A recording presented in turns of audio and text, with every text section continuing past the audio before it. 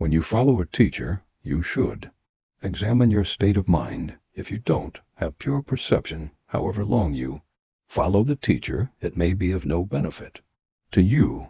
For example, the monk Sunaksatra served as the Buddha's attendant for 25 years.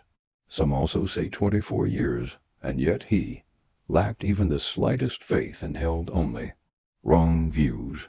Sunaksatra saw everything the Buddha did as deceitful, so one day he told the Buddha, "Apart from that light around your body 6 feet wide, never have I seen, in 24 years as your servant, even a sesame seed's worth of special qualities in you. As for the Dharma, I know as much as you, and I will no longer be your servant." After saying this, Sunaksatra left the Buddha.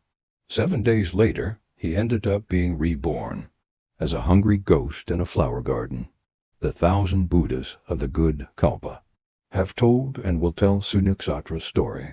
Only after all 1,000 Buddhas have appeared in the world will Sunaksatra take rebirths into the hell realms and eventually be reborn as a human again.